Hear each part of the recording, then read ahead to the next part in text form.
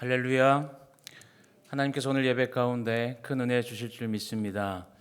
다 같이 일어나셔서 찬양하심으로 예배 자리로 나아가겠습니다. 지존하신 주님 이름 앞에 모두 무릎 꿇고 다 경배해. 거룩하신 주님 보좌 앞에 엎드려 절하세.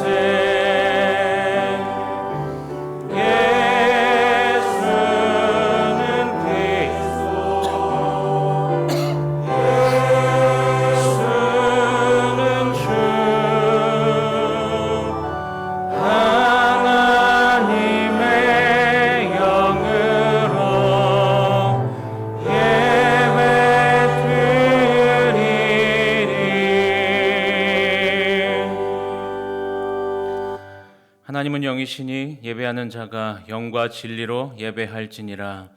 살아계신 하나님, 기쁨과 감사로 드리는 우리의 예배를 받아주시고 하나님의 풍성한 은혜로 채워주시옵소서. 예수님의 이름으로 기원하옵나이다. 아멘.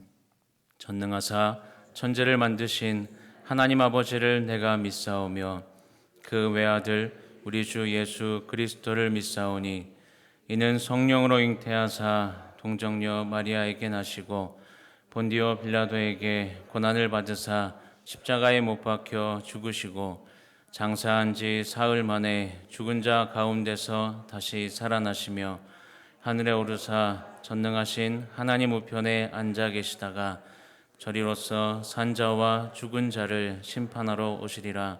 성령을 믿사오며 거룩한 공회와 성도가 서로 교통하는 것과 죄를 사하여 주시는 것과 몸이 다시 사는 것과 영원히 사는 것을 믿사옵나이다. 아멘.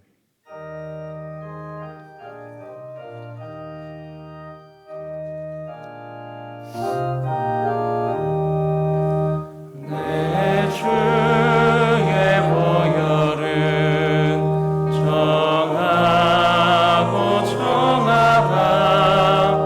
내 죄를 정케 하신 주 날 오라 하신다.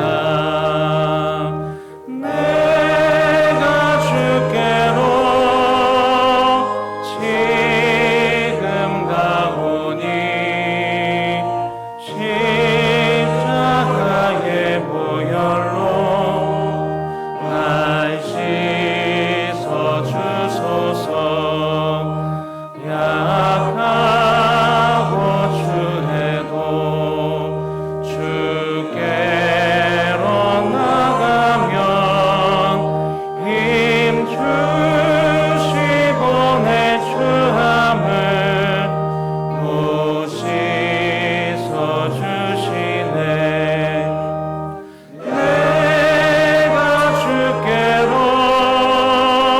지금 가오니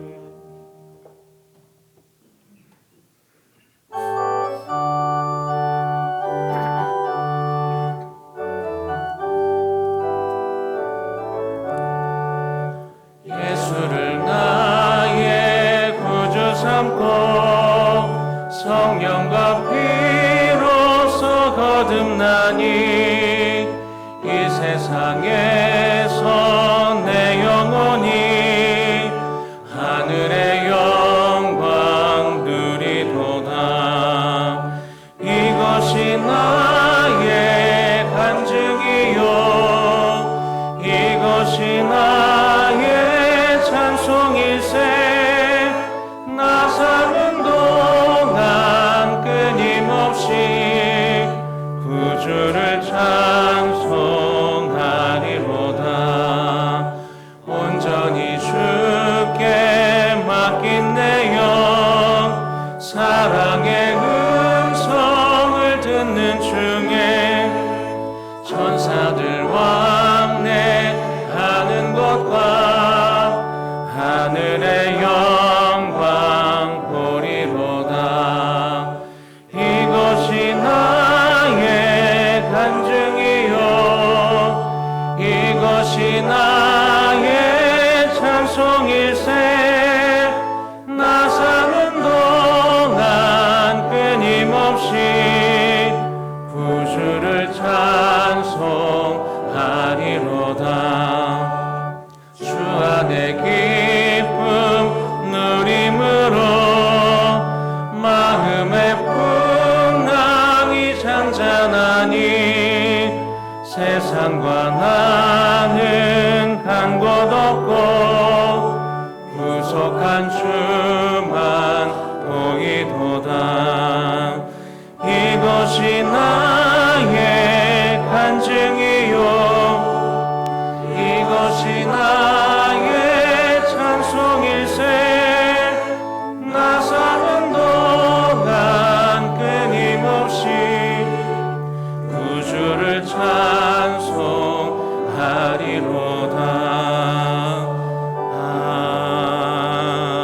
아멘. 이 시간 지난 한 주간의 삶 가운데 우리와 동행하여 주신 하나님의 은혜에 감사하며 우리의 삶을 돌아보는 회개의 기도와 오늘 예배를 통해 주실 은혜와 말씀을 통해 주실 은혜를 위하여 이 시간 합심하여 기도하겠습니다. 사랑과 은혜가 풍성하신 하나님, 오늘도 거룩한 주일을 우리에게 허락하여 주시니 감사합니다. 하나님 예배를 통하여 하나님의 은혜를 우리가 다시금 기억하게 할 수 있도록 주님 함께하여 주시니 감사합니다. 한 주간의 삶 가운데 하나님 우리가 주님께서 원하시는 대로 살아가지 못하고 하나님 우리가 원하는 대로 살아갔던 우리의 모습을 회개하며 나아갑니다. 여전히 부족한 우리들을 용서하여 주시고 하나님 특별히 예배 가운데 우리를 회복시켜 주시고 새롭게 하여 주옵소서. 하나님 오늘 말씀을 통하여 하나님 우리가 다시금 주님의 마음을 깨닫기를 소망합니다. 하나님 그 말씀이 우리 안에 숨겨지고 우리가 그 말씀을 붙들고 살아가는 삶 가운데 날마다 주님의 은혜 가운데 살아가는 복된 삶을 살아갈 수 있는 우리 모두의 삶이 될 수 있도록 주님의 은혜를 도하여 주옵소서. 하나님 마음을 열어주시고 듣는 귀를 열어주셔서 주님의 음성을 듣는 은혜의 시간이 될 수 있도록 주님 함께하여 주옵소서.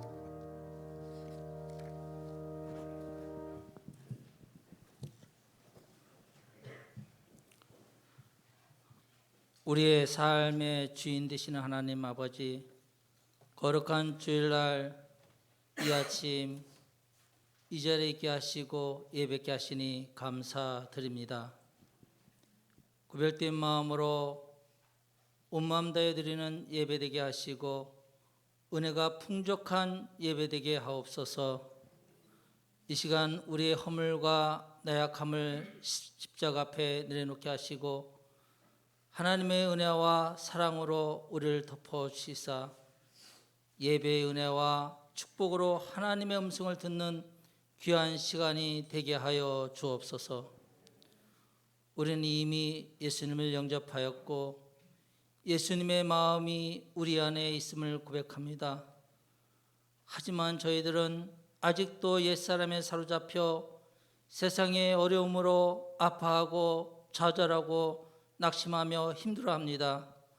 하나님 아버지, 우리에게 귀한 예수님의 마음을 주셨습니다. 사랑의 마음, 기쁨의 마음, 화평과 평안의 마음을 주셨습니다. 근심, 염려, 미래에 대한 두려움 모두 내려놓고 예수님의 마음, 예수님의 생각을 품게 하여 주시사 우리의 마음이 어떤 형편과 처지에 있을지라도 포기하지 않고 낭망하지 않고 참 사랑을 실천하며 참 기쁨과 평안을 누리는 주님의 자녀들이 되게 하여 주옵소서. 이 민족을 사랑하시는 하나님, 정치적, 이념적 갈등으로 사회적으로 경제적으로 혼란한 이 민족을 불쌍히 여겨 주옵소서. 이 모든 갈등을 다 이겨내게 하여 주옵소서. 모든 국민들이 참 사랑이신 예수님의 마음을 품게 하시사 진정한 평화를 이루는 민족 되게 하여 주옵소서. 우리가 하나지 못함을 불쌍히 여겨주시고 화합의 길로 인도하여 주옵소서. 오늘께는 멀리 출타 중이신 담임 목사님을 기억하여 주시고 그곳에서 주신 사명과 또한 하나님의 일들을 잘 마무리하고 돌아올 수 있도록 도와주시옵소서. 이제는 말씀을 듣습니다. 이 시간 단위에 세우신 목사님을 통하여 준비되어진 말씀에 성령의 기름을 부어주시고 오늘 또 그 말씀 붙잡고 세상에 나아가 빛의 자녀로 소금의 자녀로 어떤 삶을 살아갈지 귀한 깨달음과 믿음을 회복하는 축복의 시간이 되게 하여 주옵소서.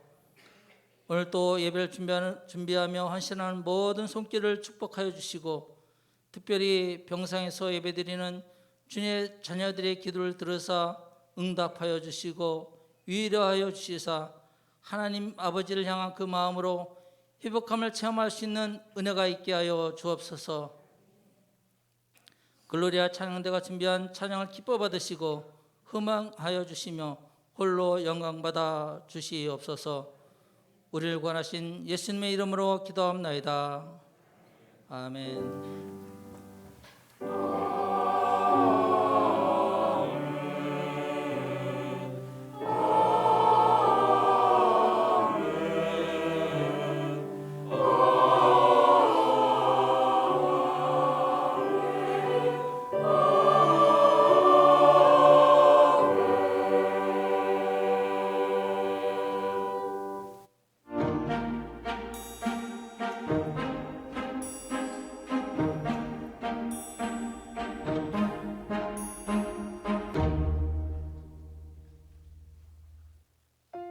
계속하여 성도가 회복해야 할 은혜라는 주제로 말씀 시리즈가 진행 중입니다.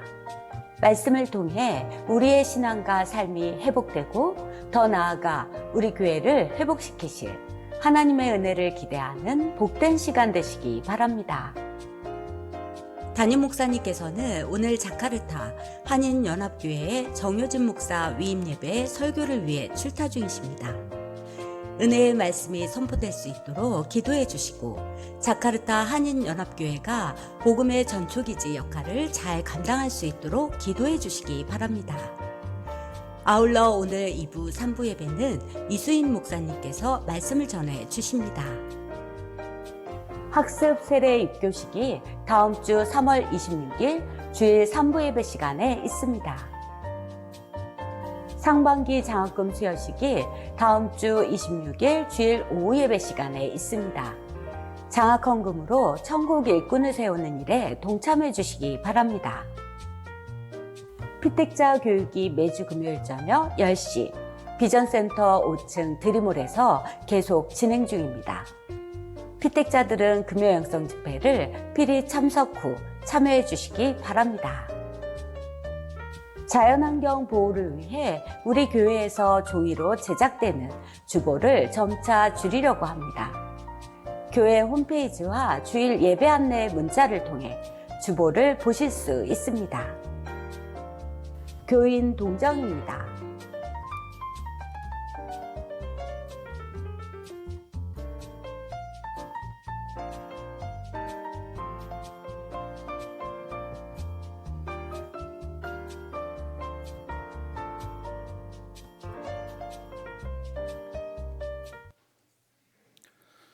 오늘 우리에게 주신 하나님의 말씀은 누가복음 10장 38절에서 42절까지의 말씀입니다. 누가복음 10장 38절에서 42절까지의 말씀입니다. 그들이 길 갈 때에 예수께서 한 마을에 들어가심에 마르다라 이름하는 한 여자가 자기 집으로 영접하더라. 그에게 마리아라 하는 동생이 있어 주의 발치에 앉아 그의 말씀을 듣더니 마르다는 준비하는 일이 많아 마음이 분주한지라. 예수께 나아가 이르되 주여 내 동생이 나 혼자 일하게 두는 것을 생각하지 아니하시나이까. 그를 명하사 나를 도와주라 하소서. 주께서 대답하여 이르시되 마르다야 마르다야 내가 많은 일로 염려하고 근심하나 몇 가지만 하든지 혹은 한 가지만이라도 족하니라. 마리아는 이 좋은 편을 택하였으니 빼앗기지 아니하리라 하시니라. 아멘. 준비하신 예물로 하나님께 영광 올려드리겠습니다.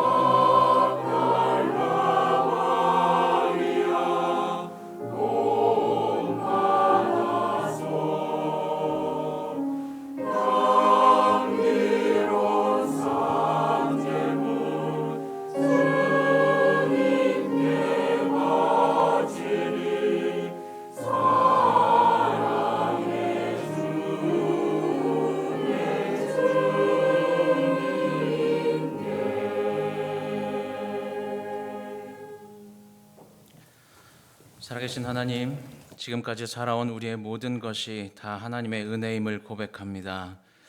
하나님, 오늘도 하나님 앞에 나와 예배할 수 있는 은혜를 허락하심 감사드립니다. 마음과 뜻과 정성을 다해 예배하는 우리의 예배를 주님 기뻐 받아주옵소서. 하나님, 시간 우리에게 허락하신 것 중에 구별하여 귀한 예물을 드립니다. 드린 손길 기억하여 주시고 삶 가운데 때를 따라 주시는 은혜를 날마다 경험하는 복된 인생이 되게 하여 주셔서 하나님, 주님 온전히 의지하며 나아가는 그 삶을 인하여 주님의 기쁨이 될 수 있도록 주님 인도하여 주옵소서. 드린 예물 하나님의 나라와 교회를 위해 온전히 사용될 수 있도록 은혜를 더하여 주옵소서. 예수님의 이름으로 기도합니다. 아멘.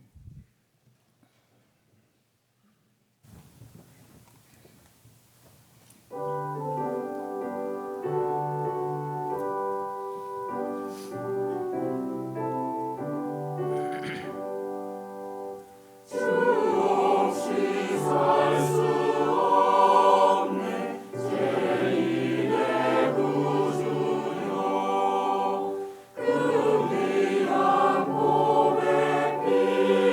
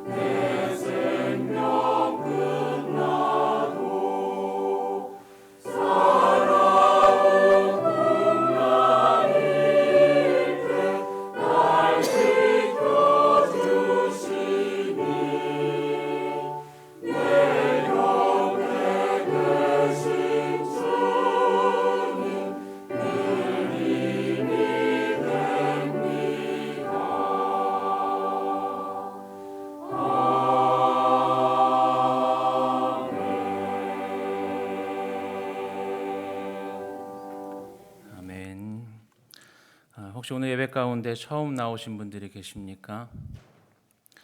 없으시면 우리 옆에 분들과 인사하겠습니다. 사랑합니다. 축복합니다. 이것은 내 성경입니다. 나는 성경이 말씀하는 모든 것을 믿습니다. 나는 하나님의 자녀이며 성경 속에 있는 모든 약속들도 내 것이고 성경이 할 수 있다고 한 모든 일들을 나는 할 수 있습니다. 나는 지금 영원 불변한 하나님의 말씀을 받습니다. 내 생각은 깨어 있고 내 마음은 열려 있습니다. 지금 받으려 하는 하나님의 말씀으로 인해 분명히 나는 변할 것이고 성장할 것입니다. 아멘. 담임 목사님 출타하셔서 제가 이 자리에 섰는데 이 자리에 올라올 때마다 느끼는 거지만 여기가 굉장히 높습니다. 네. 우리가 주변에서 흔히 들을 수 있는 강연이나 혹은 책들을 보면 어느 한 부분에 대해서 우리가 열정을 가지고 도전을 해야 되고 또 그것에 몰입해야 성공을 할 수 있다라는 것들을 강조하는 것을 많이 보게 됩니다. 마치 이 세상에서 열정을 가지고 무엇이든 도전하면 모든 것이 다 해결될 것처럼 이야기한다는 것이죠. 그래서 공부를 잘하려면 공부에 몰입하고 공부에 미쳐야 되고 어떤 일에 대한 성과를 내려면 그 일에 미쳐야 되는, 하다못해 사랑에 대해서도 우리가 미쳐야 한다는 말을 듣기도 합니다. 물론 우리가 무엇인가에 열정을 가지고 그것에 몰입한다는 건 결과에 있어서 긍정적일 수는 있습니다. 왜냐하면 우리로 하여금 빠르게 성장할 수 있고 더 많은 성과와 열매를 맺을 수 있는 방법이 몰입하는 것이기 때문입니다. 그런데 문제는 너무 몰입하다 보면 나 자신뿐만 아니라 주변을 제대로 살펴보지 못할 정도로 몰입하게 되는 경우가 우리에게 생긴다는 것이죠.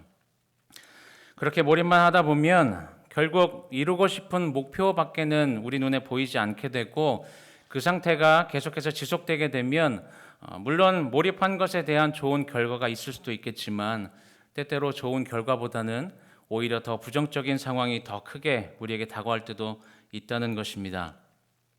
그래서 우리는 너무 한 가지 상황에 몰입하게 되면 삶의 균형이 무너질 수밖에 없는데, 여러분 이 균형이라는 단어를 사전에서 찾아보면 이런 뜻으로 기록합니다.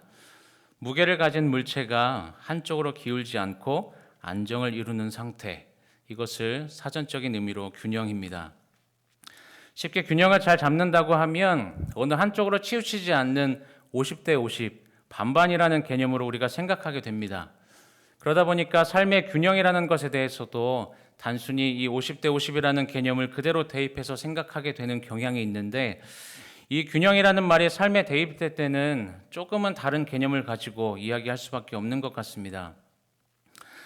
만약 우리의 삶이 어떤 물체처럼 절대 변하지 않는 상태라면 우리가 쉽게 이 50대 50이라는 반반이라는 균형을 말할 수 있겠지만 우리의 인생이 늘 똑같은 상황은 아니라는 거죠. 우리의 인생은 한치 앞을 알 수가 없고 순간순간 변수가 너무나 많은 것이 우리 인생입니다. 그렇게 수시로 변화가 있는 우리의 삶의 균형을 잡는 것, 어떤 상황 속에서도 정확히 중간을 유지하는 50대 50의 반반의 개념으로 우리의 인생을 이야기하기에는 조금 부족한 것이 있다는 것이죠. 여러분 영상 매체나 혹은 실제로 외주를 타는 고개사들을 보신 적이 있으실 텐데, 이 외주를 타는 고개사들을 보면 긴 막대기를 양손으로 잡고 중심을 잡거나 혹은 부채 같은 것을 들고 무게를 한쪽으로 쏠리지 않도록 하기 위해서 부채질을 열심히 하면서 중심을 잡는 것을 우리가 볼 수 있습니다. 여러분 균형이라는 것에 있어서 우리가 기억해야 되는 것이 있다면 이렇게 양쪽을 다 잡고 있다는 거예요. 그래서 몸의 중심이 어느 한쪽으로 쏠리는 것 같을 때 혹은 불어오는 바람이나 바람의 방향, 그 색이나 방향이 다를 때 한쪽으로 우리의 무게중심이 쏠리지 않도록 반대쪽으로 무게가 옮겨지도록 이 양손에 잡고 있는 이것을 손을 빠르게 움직이면서 무게중심을 잡는다는 것입니다. 그래서 우리의 삶의 균형에 있어서 정확히 반반이 아니라 나에게 주어진 그 상황이 어떠한지에 따라서 또 내가 어느 쪽에 쏠려 있는지에 따라서 내 삶의 무게중심을 지금 어느 쪽에 더 두고 어느 쪽에 힘을 더 빼야 할지, 이것을 결정하는 삶의 지혜와 능력이 우리의 안에 필요할 수밖에 없는 것입니다. 다시 다른 말로 표현을 한다면 나에게 주어진 그 상황에 따라서 이쪽에 더 힘을 주고 살아갈 때도 있고 생각하지 못한 일들이 생겼을 때는 반대로 저쪽에 더 힘을 주고 살아갈 때도 있다는 거죠. 그래서 삶의 균형을 맞춘다는 건 정확하게 정중앙을 맞추는 것 자체에 포커스가 있기보다는 경우에 따라서 상황에 따라서 유연하게 이쪽과 저쪽 중에 어디에 더 무게를 두고 살아가야 하는지를 결정하는 것, 이것이 삶의 균형을 맞추는 것이라고 이야기할 수 있습니다. 이 세상을 살아가는 우리 역시도 살아가는 삶 가운데 이렇게 삶의 균형을 맞추며 살아가야 하지만 사실 우리의 삶이라는 것이 이 신앙이라는 것과 분리돼서 이야기할 수 있는 것이 아니기 때문에 우리는 세상과 신앙 사이에서 그리고 신앙 안에서도 다양한 영역 속에서 우리는 균형이 필요한 것이 사실입니다. 예를 들면 가정과 교회 사이에서 균형이 필요할 때도 있고 믿음과 행함 사이에도 균형이 필요하기도 하고 우리가 드리는 예배와 또 섬김에 있어서도 균형이 필요합니다. 이러한 신앙의 균형들을 잘 맞추고 살아가려면 우리가 어떠한 상황 가운데 있는지를 먼저 정확하게 판단해야 되고 그 상황 가운데 하나님께서 우리에게 어떠한 모습을 원하시는지를 분별할 수 있어야 합니다. 그래서 무엇보다 우리가 그러한 신앙의 균형을 맞춰서 살아가기 위해서는 그것을 분별할 수 있는 분명한 기준이 우리에게 필요합니다. 여러분들은 여러분들의 상황, 여러분들의 삶을 바라보고 판단하는 기준이 무엇입니까? 예수 그리스도를 믿고 하나님의 살아계심을 분명히 고백하면서 살아가는 참된 성도의 삶을 우리가 살아가고 있다면 바로 성경을 통해서 우리에게 들려주시는 하나님의 말씀이 우리의 모든 것을 판단하고 분별하는 삶의 기준이 되어야 합니다. 오늘 함께 읽은 본문의 말씀을 보면 우리에게 너무나 익숙한 말씀이죠. 마르다와 마리아에 대한 이야기입니다. 본문의 내용을 보면 예수님께서 한 마을에 들어가셨을 때 마르다가 예수님을 자기의 집으로 모셨고 예수님은 그 집에 들어가셨는데 말씀을 전하시는 것을, 말씀을 가르치시는 것을 보게 됩니다. 마르다에게는 이 마리아라고 하는 여동생이 있었고 그 마리아는 예수님께서 오셨을 때 우리가 읽은 본문 39절 하반절에 기록되어 있는 것처럼 주의 발치에 앉아 그의 말씀을 듣더니라고 기록을 합니다. 여기서 듣더니라는 이 말은 마리아가 다른 일에 전혀 관심을 두지 않고 오직 예수님의 말씀을 듣고 배우는 데에만 몰입해 있다는 것을 의미합니다. 그렇기 때문에 지금 억지로 말씀을 듣고 있는 게 아니라 아주 적극적인 자세로 예수님 앞에 앉아서 말씀을 듣고 있는 것을 의미하죠. 하지만 이러한 마리아의 모습이 누구 눈에는 불편해 보입니까? 마르다는 이러한 동생 마리아의 모습에 대해서 불편함을 느낍니다. 40절 말씀 우리 함께 읽어보면 마르다는 준비하는 일이 많아 마음이 분주한지라 예수께 나아가 이르되 주여 내 동생이 나 혼자 일하게 두는 것을 생각하지 아니하시나이까 그를 명하사 나를 도와주라 하소서. 이 말씀 가운데 마음이 분주하다라고 번역된 이 단어의 원어적인 의미는 사방에서 끌어당기는 것, 끌려다니는 것, 끌려가는 것을 의미합니다. 그러니까 지금 마르다는 마음이 안정되어 있는 상태가 아니라 허둥대고 있는 것을 의미하죠. 그리고 그렇게 마르다가 마음이 분주했던 이유는 준비하는 일이 많았기 때문이다라고 성경이 기록을 합니다. 마르다의 말 속에는 마르다의 분명한 마음이 담겨져 있는데 이러한 바쁜 상황 중에서도 자신을 도와주지 않는 그 마리아에 대한 불편함, 그리고 이 모든 사실을 알고 계시면서도 보고 계시면서도 아무 말씀 안 하시고 침묵하고 계신 그 예수님에 대한 원망, 그리고 아무 일도 하지 않는 그 마리아와는 다르게 지금 열심히 준비하고 있는 자기 자신이 마리아보다는 더 옳다는 것을 드러내고 싶은 그 마음, 이러한 마음이 마르다에게 있었다는 것입니다. 그러나 마르다의 말에 대한 그 예수님의 반응을 보면 분명히 예수님은 마르다보다는 마리아의 편을 들고 계신 것을 보게 됩니다. 예수님 앞에서 말씀을 듣는 이 마리아와 예수님을 위해서 일을 하고 있는 이 마르다, 사실 둘 다 귀한 모습이지만 예수님은 지금 누구의 편을 들고 계십니까? 마리아의 편을 들고 계신다는 거죠. 그렇다면 지금 마르다는 무엇을 잘못한 것일까요?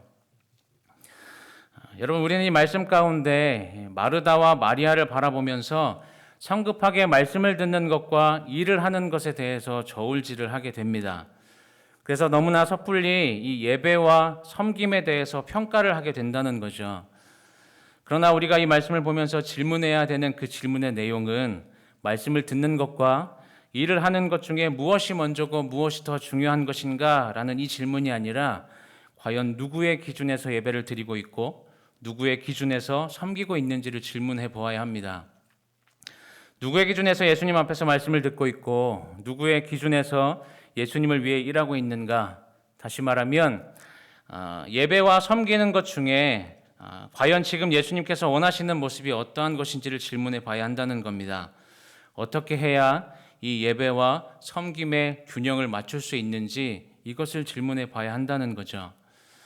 마르다와 같은 모습은 열심히 있거나 수고를 많이 하는 사람들이 빠지기 쉬운 함정이기도 합니다.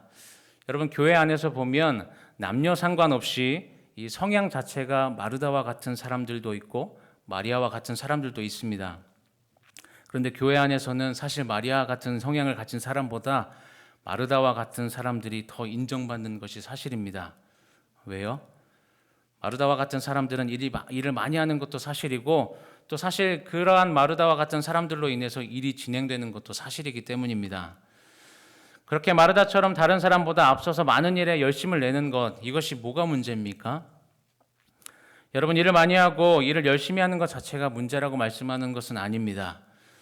마르다에게 있어서 진짜 문제가 무엇이었는가 하면 바로 마르다의 그 마음속에 생겼던 불편함과 원망의 이유라는 것인데, 마르다가 지금 불편함과 원망의 그 마음을 가지고 있는 그 이유가 무엇인가 하면 바로 자기 열심, 자기 의지, 자기 공로를 위해서 일하고 있었다는 것이죠.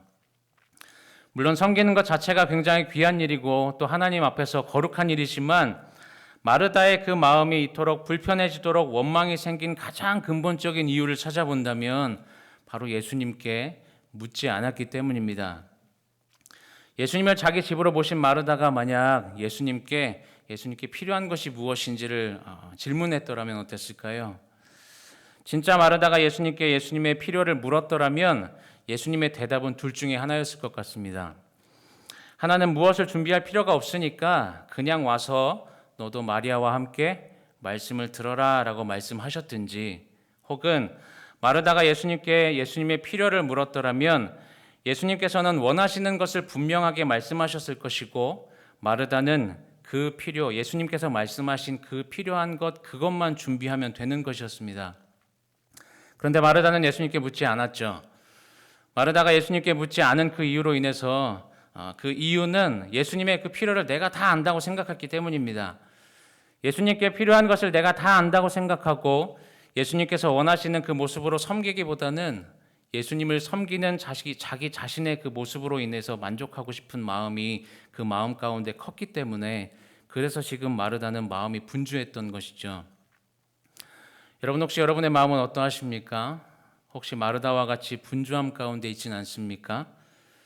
마르다처럼 내가 필요하다고 생각하는 내 입장에서 분주한 삶을 살아가고 있지는 않는지 우리가 확인해 봐야 하는데, 그것을 확인할 수 있는 가장 좋은 방법이 우리가 지금 이 순간 하나님께서 원하시는 것이 무엇인지를 물으며 살아가고 있는지를 확인해 보면 금방 알 수 있습니다.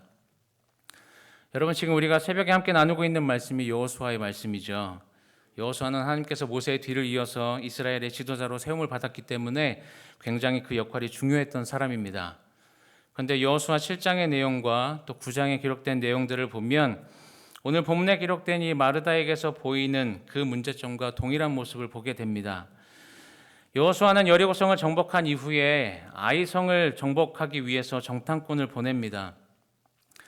여호수아는 아이성의 사람들이 수가 적다는 이 정탐꾼들의 보고를 듣고 3,000명의 사람들을 아이성 정복을 위해서 보냅니다. 어떠한 결과가 일어납니까?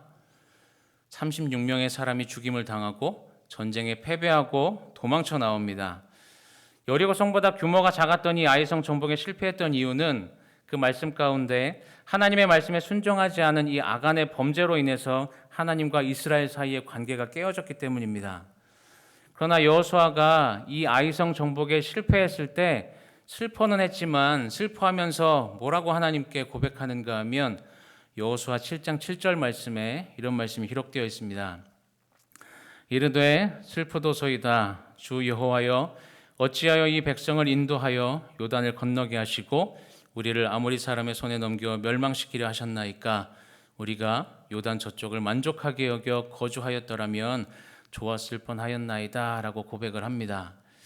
지금 이 여호수아의 고백을 보면 여러분 출애굽 1세대들이 출애굽한 이후에 홍해를 건너는 엄청난 그 기적을 경험한 지 얼마 되지 않았을 때 먹을 것이 없어서 모세에게 불평했던 모습과 크게 다르지 않습니다. 출애굽기 16장 3절 말씀을 보면 이스라엘 자손이 그들에게 이르되 우리가 애굽 땅에서 고기 가마 곁에 앉아 있던 때와 떡을 배불리 먹던 때에 여호와의 손에 죽었더라면 좋았을 것을 너희가 이 광야로 우리를 인도해 내어 이 온 회중이 줄여 죽는도다. 이 말씀을 보면 얼마 전 그 여리고성 전쟁을 통해서 하나님의 일하심으로 놀라운 승리를 경험했음에도 불구하고 이 여호수아는 우리가 요단 저쪽을 만족하게 여겨 거주하였다면 좋았을 뻔하였나이다라고 하면서 체념하는 모습을 보입니다. 여호수아는 사실 지금 체념하고 있을 게 아니라 하나님 앞에서 하나님께 왜 이 아이성 정복을 실패했는지, 실패하게 하신 그 이유가 무엇인지를 신중하게 묻는 그 질문이 하나님 앞에 있어야 했습니다. 또 이후에 하나님의 말씀을 듣고 여호수아가 제비를 뽑아서 아간의 그 범죄한 아간과 그의 가족 그리고 짐승 모든 소유를 다 돌로 치고 불사르죠. 그래서 하나님은 다시 아이성을 정복하게 하십니다. 그런데 처음 여리고성을 정복할 때만 해도 이스라엘을 굉장히 두려워했던 이 가나안 사람들의 모습이 이제는 두려움만 있는 게 아니라 오히려 이스라엘에 대항해서 싸우기 위해서 연합하는 모습을 보여줍니다. 이러한 분위기 가운데 가나안의 희위 족속이었던 기브온 사람들이 이스라엘과 조약을 맺기 위해서 찾아오는데 문제는 자신들이 아주 먼 곳에서 온 사신인 것처럼 꾸미면서 이 이스라엘 백성과 여호수아를 속였다는 거죠. 여호수아와 이스라엘 족장들은 그 속임에 넘어가서 바로 그들과 화친을 맺는데 며칠이 지난 후에 이들이 가나안 사람이라는 사실을 알게 되지만 하나님의 이름으로 이미 언약을 맺었기 때문에 어떻게 할 방법이 없었다라고 성경이 기록합니다. 그렇게 기브온 사람들과 이 언약을 맺는 장면 속에서 성경은 우리에게 아주 중요한 한 문장을 기록하고 있는데 여호수아 9장 14절 말씀을 함께 같이 읽어볼까요? 무리가 그들의 양식을 취하고는 어떻게 할지를 여호와께 묻지 아니하고라고 기록합니다. 만약 이 여호수아와 이 이스라엘 족장들이 이 기브온 사람들이 찾아왔을 때 하나님께 질문했었더라면 어땠을까요? 하나님은 그렇게 하지 말라고 하셨을 것 같습니다. 왜냐하면 이 기브온 사람들은 희위 족속이었고 여호수아 3장의 내용을 보면 이 희위 족속들은 하나님께서 진멸해야 하는 족속으로 말씀하셨기 때문입니다. 그런데 하나님께 묻지 않았던 그 결과로 인해서 이 여호수아와 이스라엘 족장들은 결코 있을 수 없는, 하면 안 되는 하나님께서 진멸하라고 하신 그 가나안 사람, 기브온 사람들과 언약을 맺게 된 거죠. 이 일로 인해서 이스라엘 가운데 이후에 어떤 일이 벌어지는가 하면 사무엘하 21장 1절의 내용을 보면 이런 말씀이 기록되어 있습니다. 다윗의 시대에 해를 거듭하여 3년 기근이 있으므로 다윗이 여호와 앞에 간구하매 여호와께서 이르시되 이는 사울과 피를 흘린 그의 집으로 말미암음이니 그가 기브온 사람을 죽였음이니라 하시니라 라는 말씀이 기록되어 있습니다. 사울이 여호수아 때에 하나님의 이름으로 맺은 그 언약을 깨고 이 기브온 사람들을 죽임으로 인해서 3년 동안 이스라엘 가운데 기근이 있었다는 것이죠. 이 모든 일의 가장 근본적인 이유, 이런 문제들이 생겨났던 가장 근본적인 이유가 바로 하나님께 묻지 않았기 때문이다라고 성경은 기록합니다. 하나님께서 무엇을 원하시는지 묻지도 생각하지도 않고 그저 자기 생각과 판단으로 마치 스스로 하나님의 원함을 다 알고 있다는 것처럼 생각하면서 그렇게 마음이 분주한 상태로 섣부른 결정으로 인해서 오히려 더 큰 문제를 만들고 있었던 것을 보게 됩니다. 여러분, 우리는 하나님께 묻지 않으면 내 생각대로 살아갈 수밖에 없습니다. 우리가 하나님께서 원하시는 것이 무엇인지 깨닫지 못하면 우리는 내 마음대로 살아갈 수밖에 없는 연약한 존재일 수밖에 없습니다. 그래서 우리가 하나님께 기도하지 않으면 우리는 지금 우리가 어느 쪽에 쏠려 있는지, 어느 쪽에 무게를 두고 살고 있는지 제대로 분별하지 못하고 균형을 잃은 채 살아갈 수밖에 없다는 것이죠. 여러분, 우리는 우리가 원하는 것과 지금 하나님께서 원하시는 것이 같은 것인지를 늘 물어야 합니다. 단지 내 기준으로 예배와 섬김 중에 무엇이 더 중요한가를 묻는 이러한 질문은 잘못된 질문입니다. 하나님 앞에서 이 예배와 섬김은 다르지 않습니다. 예배나 섬김은 하나님 앞에서 동일하다는 것이죠. 여러분, 섬김은 내가 하나님을 위해서 무엇을 하는 것 자체가 섬김이 아닙니다. 내가 하나님을 위해서 내가 하고 싶은 것을 하는 것이 섬김이 아니라 하나님께서 원하시는 것을 하나님께서 원하시는 때에 하나님께서 원하시는 자세와 태도로 하는 게 섬김입니다. 그런 의미에서 봤을 때 예배와 섬김은 다르지 않다라는 거죠.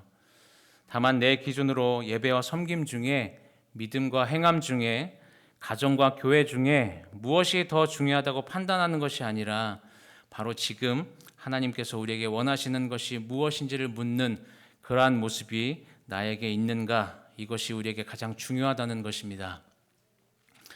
여러분, 믿음은 다른 것이 아니라 하나님께서 원하시는 것에 집중하는 것이 믿음이라는 것을 기억하시기 바랍니다. 신앙의 균형이라는 건 이처럼 결국 하나님께서 지금 무엇을 원하시는가에 초점을 둘 때 우리는 균형 잡힌 신앙을 유지할 수 있다는 것이죠. 그래서 단순히 말씀에 집중하고 있는 이 마리아가 옳다거나 일에 집중하고 있는 마르다가 틀렸다고 이야기하는 게 아니라, 그래서 어느 한쪽으로 치우치는 것이 아니라 하나님께서 지금 무엇을 원하시는지 묻는 것부터, 이것이 신앙의 균형을 맞춰가는 첫 걸음이라는 것을 기억하시기 바랍니다. 그렇게 하나님께서 지금 무엇을 원하시는지 묻는 그 신앙의 균형을 맞춰가는 첫 걸음을 시작했다면 이제 내가 어느 쪽에 치우쳐 있는지를 확인하고 그 한쪽으로 치우치지 않도록 노력해야 되는 삶을 살아가야 합니다. 사실 우리가 균형을 맞춰야 하는 신앙의 영역들을 한번 살펴본다면 사실 한쪽만 선택할 수 있는 것들이 아닙니다. 양쪽 다 중요하기 때문이죠. 사실 둘 다 붙들어야 하는 영역이고 둘은 따로따로 이야기할 수 있는 게 아니라 결국 서로 다 연결되어 있는 것들일 수밖에 없습니다. 여러분, 예배는 섬김으로 완성이 됩니다. 그리고 섬김은 예배로부터 시작된다는 것을 기억하시기 바랍니다. 그렇기 때문에 예배와 섬김은 둘 중에 하나를 선택할 수 있는 것이 아니죠. 그래서 예배와 섬김의 균형을 맞추려면 지금 내가 어느 것에 더 마음을 두고 있는지를 먼저 확인해 봐야 합니다. 만약 우리가 예배에 더 마음을 두고 있다면 예배는 섬김으로 완성된다는 것을 기억하면서 섬기는 일에 조금 더 무게를 둘 수 있어야 되고, 섬기는 일에 우리가 더 마음을 두고 있다면 온전한 그 섬김은 예배로부터 시작된다는 것을 기억하면서 예배에 더 집중하도록 해야 합니다. 그래서 예배도 섬김도 하나님께서 원하시는 모습이어야 한다는 것을 기억하고 내 기준으로 판단하는 것이 아니라 하나님께 묻고 하나님께서 말씀하신 그 말씀을 통해서 우리에게 깨닫게 하시는 것을 행하는 그 모습으로 인해 균형 잡힌 신앙생활을 할 수 있어야 하는 것이 우리의 삶의 모습이어야 합니다. 예수님 앞에서 말씀을 듣는 이 마리아의 모습과 예수님을 위해서 일을 하는 마르다의 모습은 사실 결국 우리 안에 다 있어야 하는 모습들입니다. 그러나 우리가 어느 한쪽에 치우친 삶을 살아가고 있다면 그렇게 치우친 가장 근본적인 이유는 앞에서 말씀드린 대로 하나님께 묻지 않는, 기도하지 않는 삶을 살아가기 때문인 것을 기억하시기 바랍니다. 우리는 하나님께 기도하고 하나님께 물어야 하나님께서 원하시는 것을 깨달을 수 있고 지금 내 모습을 제대로 바라보고 판단하고 분별할 수 있다는 것을 기억하시기 바랍니다. 이를 선택했던 마르다의 모습 자체가 문제가 아니라 예수님께 묻지 않고 스스로 예수님께 필요한 것을 다 안다고 생각하고 예수님께서 원하시는 모습으로 섬기는 것보다 예수님을 섬기는 자기 자신의 그 모습에 만족하고 싶었던 그 마음, 그렇게 마음이 분주했던 마르다의 모습이 우리 안에 있지는 않는지 우리의 모습을 다시금 살펴보시기를 바랍니다. 믿음과 행함에 있어서도 혹은 가정과 교회에 있어서도 또 우리의 모든 삶 가운데 신앙의 균형을 잘 맞춰서 살아가려면 결국 우리에게 기도가 있어야 하고 기도하며 기도를 통해 하나님께 묻는 삶을 살아가야 한다는 것을 기억하시기 바랍니다. 그렇게 기도하면서 하나님께 묻는 삶의 본을 보여주신 분이 바로 예수님이시죠. 예수님은 모든 것을 하실 수 있는 능력이 있는 분이셨지만 그러한 예수님도 십자가의 그 고난 앞에서 겟세마네 동산에서 이렇게 기도합니다. 마태복음 14장 36절 말씀 같이 한번 읽어볼까요?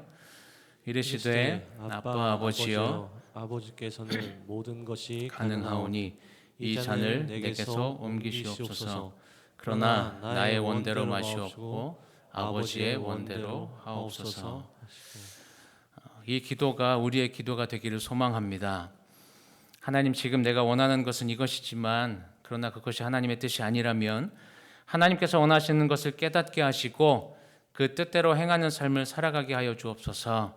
이러한 기도가 매일의 삶 가운데 고백되어지기를 소망합니다.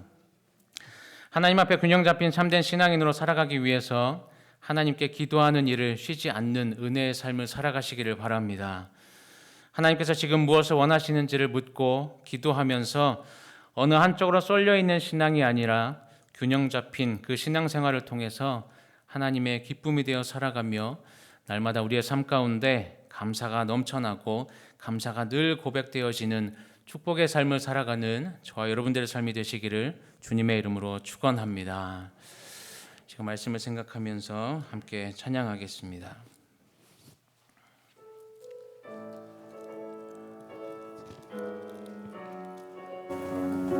함께 일어나서 찬양할까요? 나의 기도하는 것보다 나의 기도하는 것보다 더욱 응답하실 하나님, 나의 생각하는 것보다 더욱 이루시는 하나님, 우리 가운데 역사하신 능력대로 우리들의 간구함을 넘치도록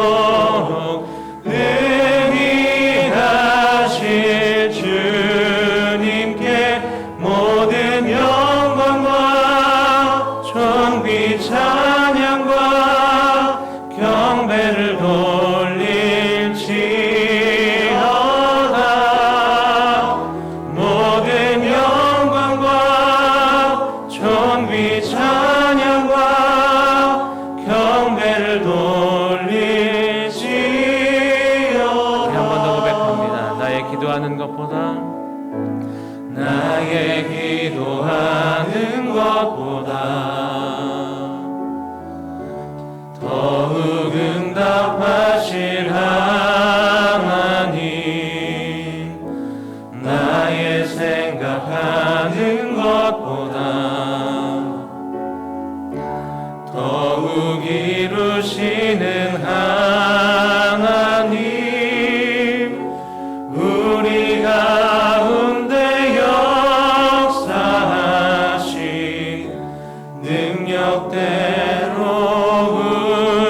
우리들의 간구함을 넘치도록 능히 하실 주님께 모든 영광과 존귀 찬양과 경배를 돌릴지어다.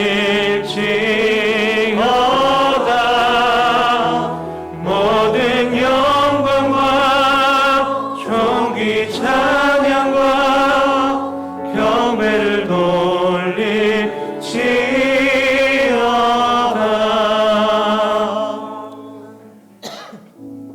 지금 말씀을 생각하며 함께 기도하기를 소망합니다.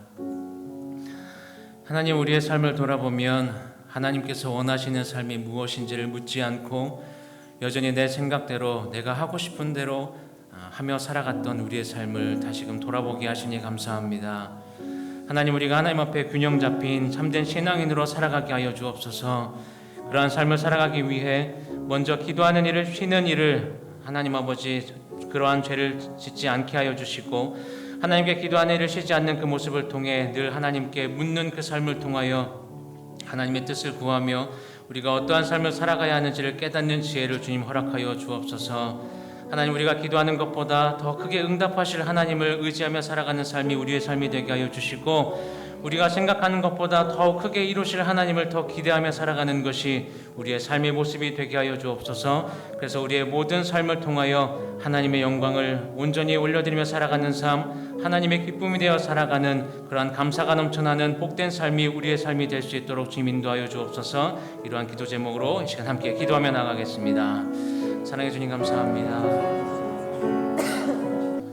사랑의 하나님, 우리가 늘 하나님께서 지금 무엇을 원하시는지를 묻는 그 기도의 모습을 통하여 신앙의 균형을 온전히 맞춰가는 삶을 살아가게 하여 주옵소서.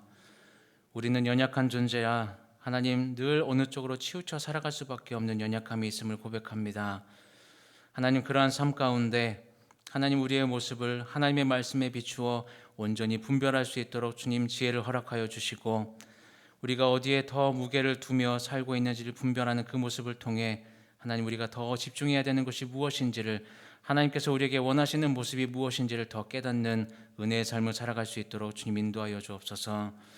우리의 삶의 모든 상황 가운데, 모든 영역 가운데 신앙의 균형을 잘 맞추어 살아가기 위해 무엇보다 늘 기도하는 삶이 끊이지 않도록 주님 인도하여 주시고, 그 기도를 통해, 그 영적인 호흡인 기도를 통해 주님 앞에 나아갈 때 깨닫게 하시고 주신 마음을 가지고 하나님 우리의 삶 가운데 결단하며 하나님의 기쁨을 되기 위해, 하나님의 그 영광을 올려드리기 위해 온전히 주님 앞에 온전한 예배자의 모습으로 살아갈 수 있는 복된 삶을 살아갈 수 있도록 주님 인도하여 주옵소서. 무엇이 옳다거나 무엇이 틀렸다거나 하는 한쪽으로 치우진 삶이 아니라 하나님 무엇을 하나님께서 원하시는 묻는지가 더 중요하다는 사실을 기억하게 하시고, 하나님 앞에 온전한 모습으로 살아가기 위해 하나님께 늘 기도하는 은혜의 삶을 살아가는 우리의 모든 삶이 될 수 있도록 주님 인도하여 주옵소서.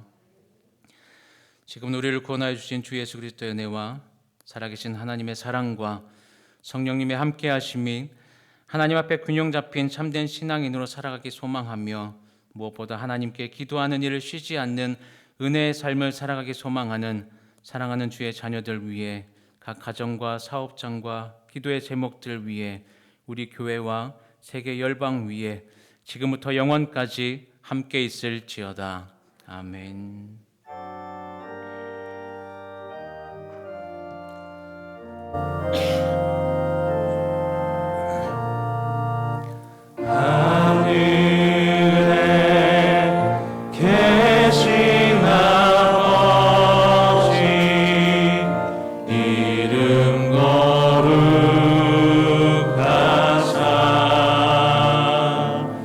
주님 나라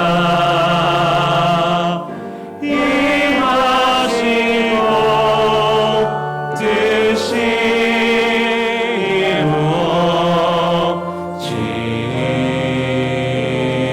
이루어지이다. 일용할 양식 주시고 우리들의 큰 죄 다 용서하옵시고, 또 시험에 들게 마시고 악에서 구원하소서. 대개 주의 나라 주의 권세 주의 영광 영원히